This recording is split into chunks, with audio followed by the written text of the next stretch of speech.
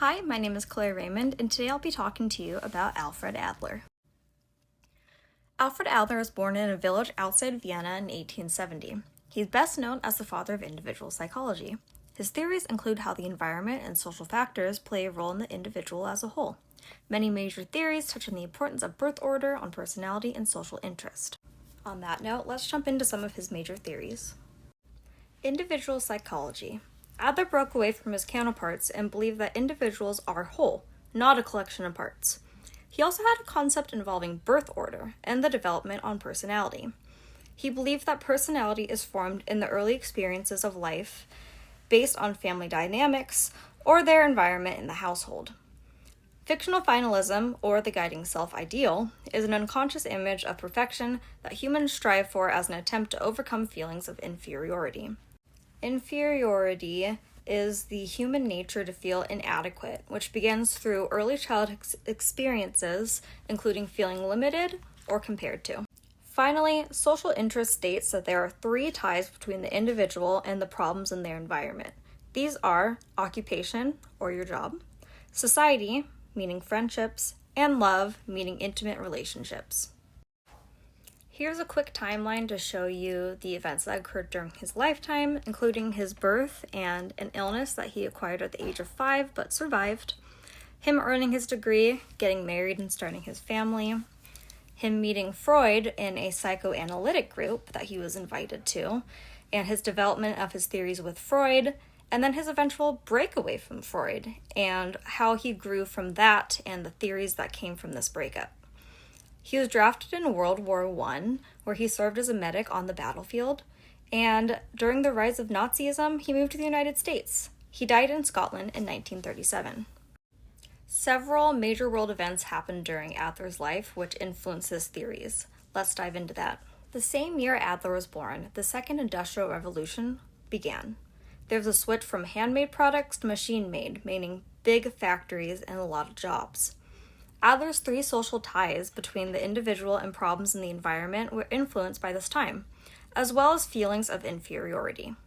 Having fulfillment in an occupation is important for well-being, and due to poor work conditions, many could feel inferior. In 1873, the global stock crash occurred, causing an economic depression. Adler's family was impacted from this, and he learned early the need for equality in society. This plays into his theory of Gemeinschaftsgefühl. 1875 brought the scramble for Africa, where 7 European nations raced to gain power over African nations. Through the Adlerian lens, Adler's theory of inferiority can be applied here. The European nations viewed Africa as inferior, and the way to overcome it was to gain power through force. 1914 brought the beginning of World War I, where nations were put against one another in bloody battles. This was a key time of development in Adler's practices, and his superiority complex plays into the thought process.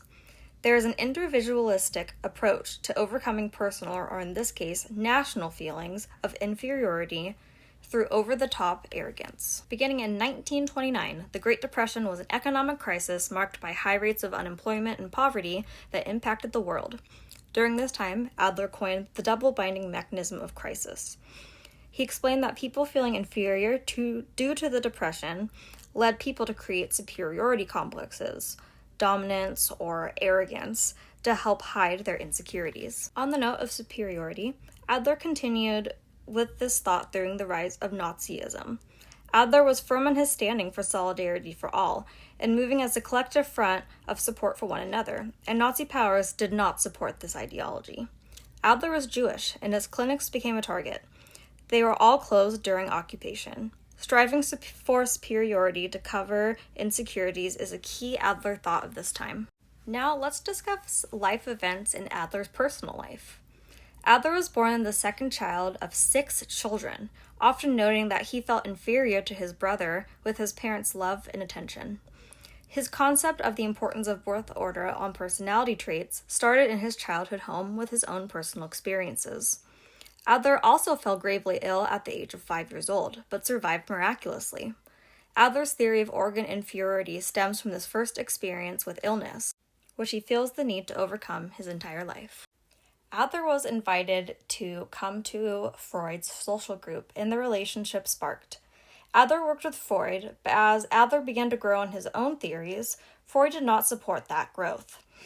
This shift in perspective caused Adler to focus on the conscious and family dynamics, which included his theory on birth order. This split was a great time for individual exploration of ideas, which benefited Adler. With a medical background, during World War I, Adler served as a medic in the army.